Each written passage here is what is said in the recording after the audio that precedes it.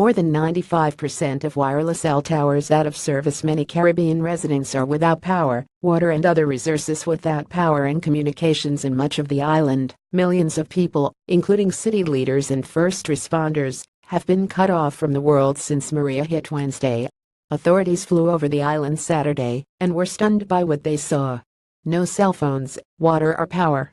Roads completely washed away, and others blocked by debris, isolating residents. It was devastating to see all that kind of debris in all areas, in all towns of the island, Jennifer Gonzalez, the island's non-voting representative in Congress, told CNN.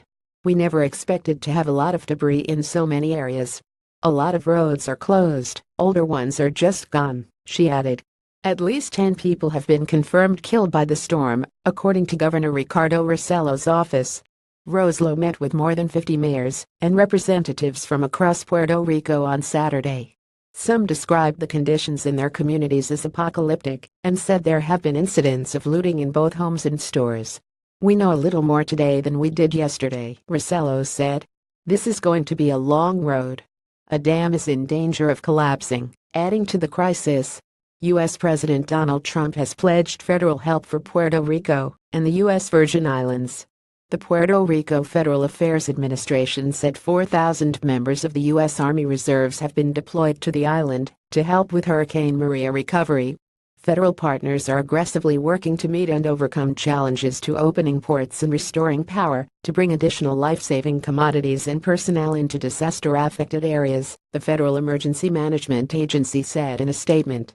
Several flights and sea vessels with meals, water and generators have been arriving, or are headed to Puerto Rico and other Caribbean islands affected, the agency said.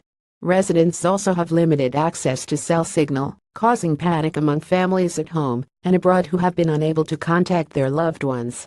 I know many people who are living in the States are worried about not hearing from their families, Gonzalez said. Don't get nervous, we just have problems with communications lines. More than 95% of the wireless cell sites are currently out of service, the island's Federal Communications Commission said Saturday. East of Manabo, in Humacao, people stopped their cars along the side of the road near a cell tower on a hill.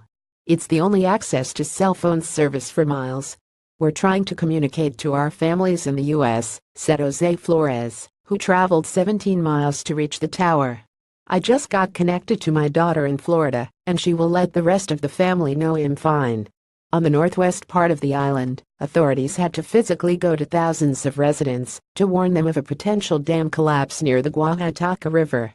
We don't know how much longer it will hold, he said.